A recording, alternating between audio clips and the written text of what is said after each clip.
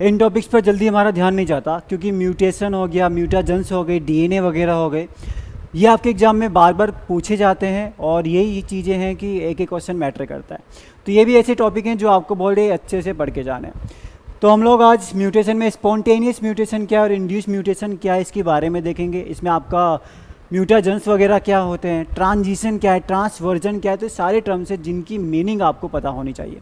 ठीक है, तो इससे पहले भी एक क्लास म्यूटेशन की है जिसमें हमने पॉइंट ऑफ फ्रेमशिप म्यूटेशन डिस्कस किया था और थोड़ा बेसिक भी जाना था आखिर म्यूटेशन हो कैसे रहा है, तो उसका लिंक आपको डिस्क्रिप्शन में मिलेगा।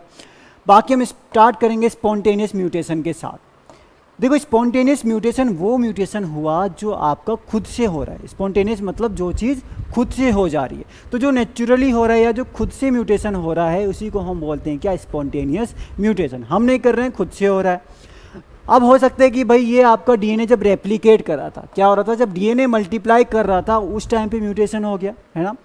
या फिर हो सकता है भाई यूवी रेज, सनलाइट की रेज आ रही है उस वजह से म्यूटेशन हो गया। अब भाई यूवी रेज आपकी थोड़ा कम एनर्जी वाली होती है बट अच्छा खासा हार्म फिर भी ये कर सकती है। तो नेचुरल वजह से अगर म्यूटेशन होता है तो उसको हम बोलते हैं स्पॉन्टेनियस म्यूटेशन।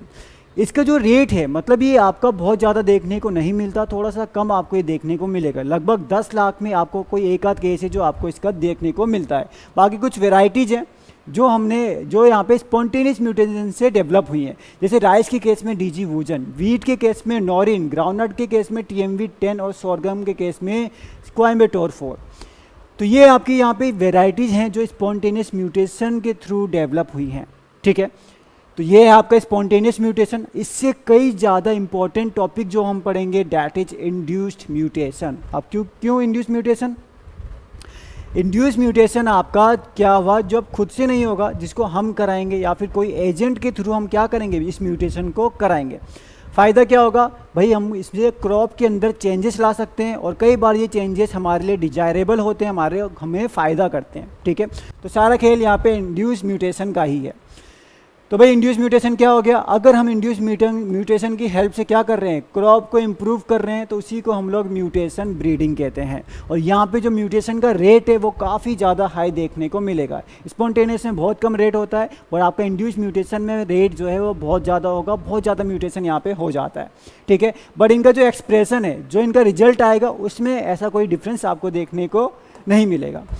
ठीक है, तो ये कुछ वेराइटीज़ हैं जो इंड्यूस म्यूटेशन के थ्रू डेवलप की हैं। जैसे राइस के केस में जगन्नाथ वेराइटी, आपसे क्वेश्चन पूछता है कि भाई राइस में कौन सी है जो म्यूटेशन वेराइटी है, तो जगन्नाथ है जिसको एक्सरे के थ्रू डेवलप किया गया। वीट की सरबती सोनारा है जिसको यूवी रेज या एक्सरे के थ्रू डेवलप किया गया। S12 this is gamma rays, है ना, वाई रे लिखा है, this is gamma rays. Aruna हो गई, थर्मल न्यूट्रॉन्स की रेज डाल के डेवलप किया गया। कॉटन के केस में MCU7 है जो एक्स रे और गामा रेज की हेल्प से क्या किया गया, इन वेराइटीज़ को डेवलप किया गया इंड्यूस म्यूटेशन के थ्रू। स्वामीनाथन जी भी तो यही काम करते थे, वो भी तो यहाँ पे इंड्यूस म्यूटेशन ही कराते थे क्रॉप्स के अंदर।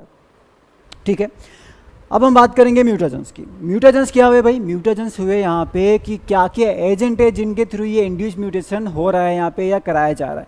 तो बात करते हैं म्यूटाजेंस की। अब देखो, म्यूटाजेंस में सबसे पहले आता है फिजिकल म्यूटाजेंस। अब फिजिकल म्यूटाजेंस और केमिकल म्यूटाजेंस दो चीज़ें आएंगी। फिजिकल म्यूटाजेंस में फर्स्ट है आयोनाइजिंग रेडिएशन। आयोनाइजिंग रेडिएशन मतलब क्या हुआ कि ये कुछ रेडिएशन है, रेडिएशन मतलब समझ लो आप एनर्जी। ठीक है, ये क्या है, कुछ एनर्जी है यहाँ पे। आयोनाइजिंग रेडिएशन ये वो रेडिएशन है जिनके पास एनर्जी थोड़ा ज़्यादा है। अब एनर्जी ज़्यादा है तो ये क्या करते हैं, कई बार ये एटम से इलेक्ट्रॉन को रिमूव करती है। अब भाई कोई चीज़ अगर इलेक्ट्रॉन को रिमूव कर रही है तो इसका मतलब उसने उस चीज़ को आयन बना दिया। आयन मतलब पॉजिटिव चार्ज आ गया, तो इसको हम बोलते हैं आयोनाइजिंग रेडिएशन, जिनके पास एनर्जी थोड़ा ज़्यादा होती है और जो इलेक्ट्रॉन को रिमूव करने में कैपेबल है। इसके एग्जाम्पल है पार्टिकुलेट रेडिएशन, जिसमें आपका अल्फा रेज, बीटा रेज ये सब आएगा। ठीक है, फिर है नॉन पार्टिकुलेट रेडिएशन, जैसे कि X rays and gamma rays. देखो, पार्टिकुलेट मतलब ये एक्चुअल पार्टिकल से बनी हुई है जो आपके फिजिकली प्रेजेंट है। नॉन पार्टिकुलेट मतलब ये आपके फिजिकली प्रेजेंट नहीं है, ये सिर्फ एनर्जी फॉर्म में ही प्रेजेंट होते हैं, जैसे एक्स रेज और गामा रेज। तो इसको हम बोलते हैं नॉन पार्टिकुलेट रेडिएशन। तो ये दो एग्जाम्पल हुए यहाँ पे। उसके अलावा आपका नॉन आयोनाइजिंग रेडिएशन, जैसे कि यूवी रेज। अब भाई यूवी रेज की खास बात क्या है, यूवी रेज आपकी इसमें एनर्जी थोड़ा कम है। अब एनर्जी कम है तो ये इलेक्ट्रॉन वगैरह को रिमूव नहीं करती, इसलिए हमने इसको नॉन आयोनाइजिंग रेडिएशन बोल दिया। बट आप बच के रहना भाई धूप से, यूवी रेडिएशन भी बहुत हार्मफुल है, स्किन को बहुत ज़्यादा डैमेज करती है। अब आप कपड़े पहनो, सनस्क्रीन लगाओ, बट स्किन को थोड़ा प्रोटेक्ट करना भाई बहुत ज़रूरी है, ठीक है। तो यहाँ पे आयोनाइजिंग रेडिएशन और नॉन आयोनाइजिंग रेडिएशन, ये दो एग्जाम्पल आपको फिजिकल म्यूटेजेंस के अंदर याद करने हैं। अब बात करते हैं भाई केमिकल म्यूटेजेंस की, ये भी तो याद करने पड़ेंगे। एल्काइलेटिंग एजेंट्स, अभी देखो थोड़ा सा हम प्यूरिन और पिरामिडीन भी हल्का सा समझना पड़ेगा, तो थोड़ा सा ये चीज़ें और क्लियर होती जाएंगे। अभी पहला है एल्काइलेटिंग एजेंट्स।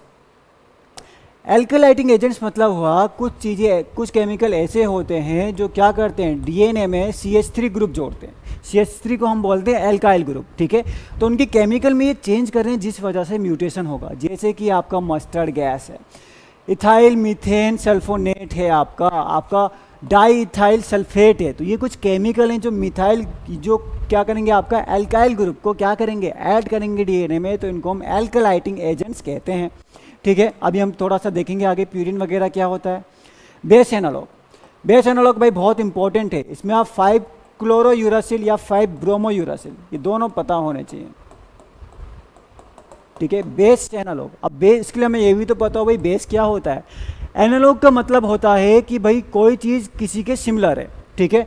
बेस एनालॉग मतलब कि जो आपका ये केमिकल है ये एग्जैक्टली बेस के सिमिलर है, ठीक है। अभी मैं इसको आपको एक बार वापस एक्सप्लेन करूंगा, जैसे हम लोग प्यूरिन और पिरामिडीन समझेंगे वहाँ से आपको क्लियर होगा, ठीक है।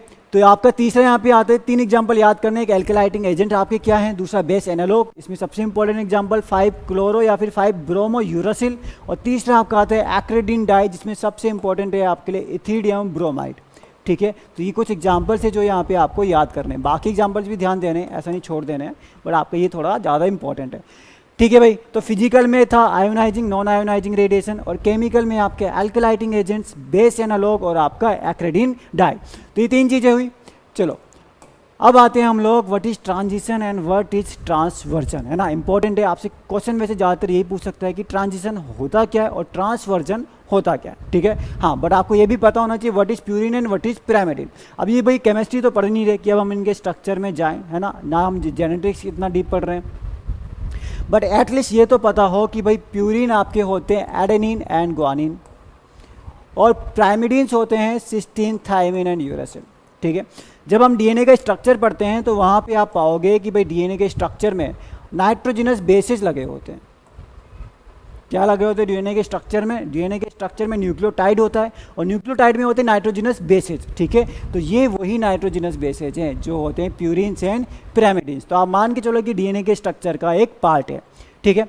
अब एडेनिन ग्वानिन प्यूरिन के अंदर आ गए, और पिरामिडिन्स के अंदर आपके आगे CUT, ठीक है। CUT कट करके आप याद कर सकते हो, साइटोसिन, थायमिन एंड यूरासिल आ गए।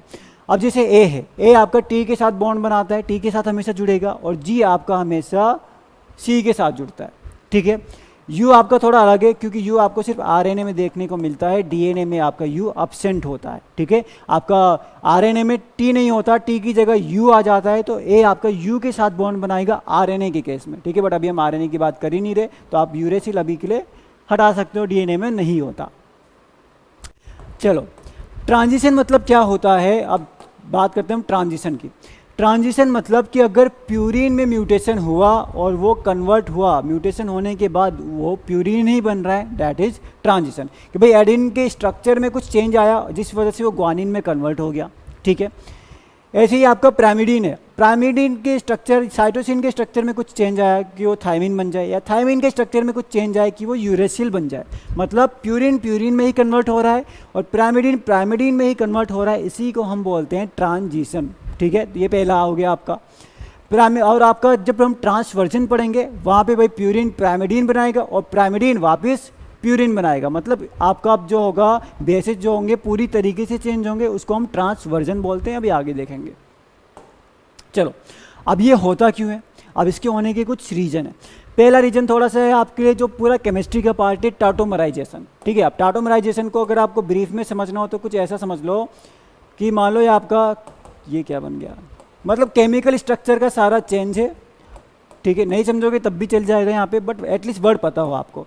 टाटोमराइजेशन कुछ नहीं, यहाँ पे बॉन्ड्रेज, ये जो बॉन्ड यहाँ पे बने हुए हैं इनमें चेंजेस आते हैं, जिस वजह से जो हाइड्रोजन है वो इधर से उधर मूव करता रहता है। ठीक है, आसान ईजी लैंग्वेज में समझाऊँ तो हाइड्रोजन इधर से उधर मूव करता है, जिस वजह से यहाँ पे स्ट्रक्चर में चेंजेस आते हैं, जिसको हम बोलते हैं क्या, टाटोमराइजेशन जिसको हम बोलते हैं। स्पेशली डबल बॉन्ड की वजह से ये आपको देखने को मिलता है।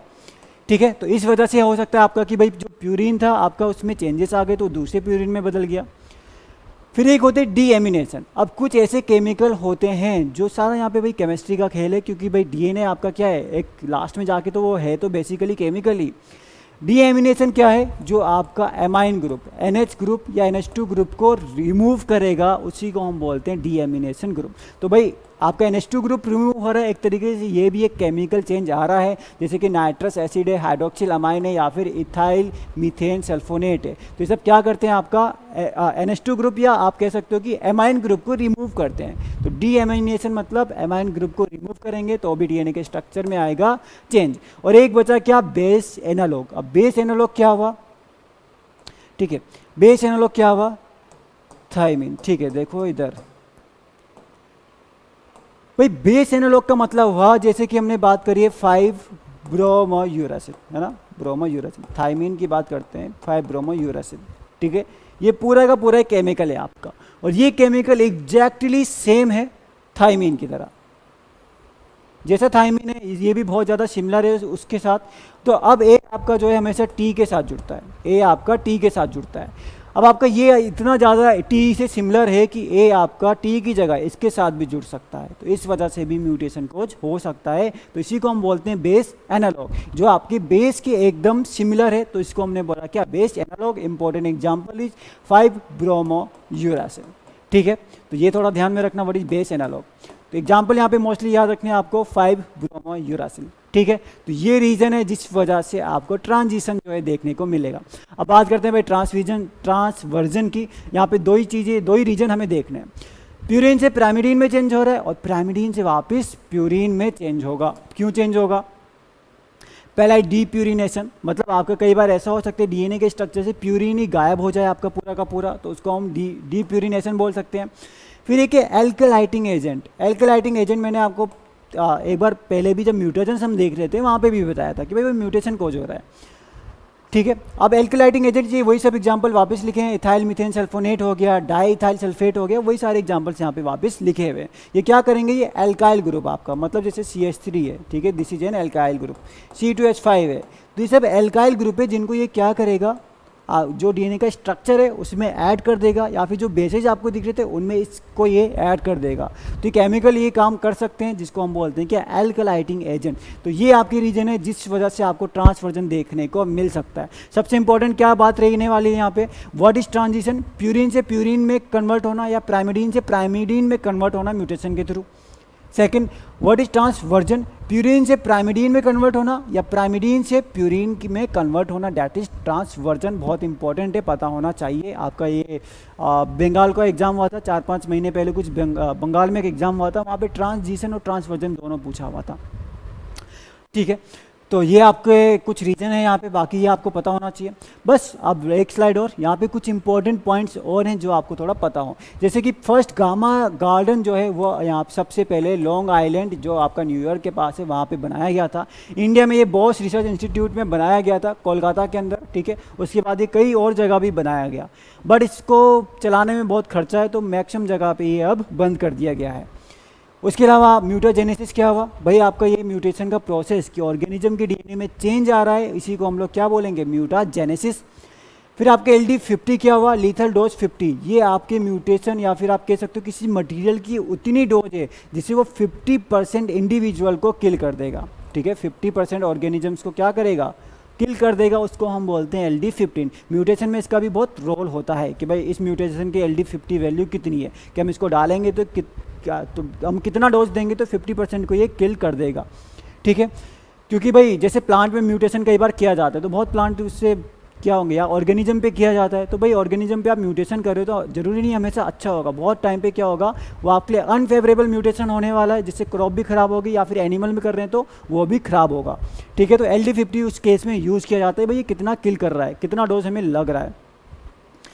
काइमेरा ये ऐसा ऑर्गेनिज्म है जिसमें दो अलग अलग डीएनए के सेट एक साथ प्रेजेंट होते हैं। जनरली हम लोग एक एक सेट रखते हैं डीएनए का, ठीक है, but chimera is a different thing, जहाँ दो सेट आपको डीएनए के देखने को मिल सकते हैं। और कभी आपसे पूछ ले कि भाई what is the unit of आपका एक्स रेडिएशन या गामा रेडिएशन की यूनिट पूछ ले, तो आपका रोटेंगन जो है इसकी यूनिट है, जो आपसे कभी पूछ भी सकता है, ठीक है। तो कुछ इंपॉर्टेंट पॉइंट थे आपके लिए यहाँ पे लास्ट स्लाइड में, बाकी आपको फिर से बता देता हूँ। 9306021110, ठीक है। यह आपका बैच जो है 12 अगस्त से स्टार्ट होने वाला है, किसका, AFO मेंस का, AFO मेंस का, ठीक है। तो किसी को इनरोल करना हो तो आप इस पर मैसेज कर सकते हैं। बाकी मुझे बताओ क्या चीज़ें आपको थोड़ा समझ में आए, ठीक है।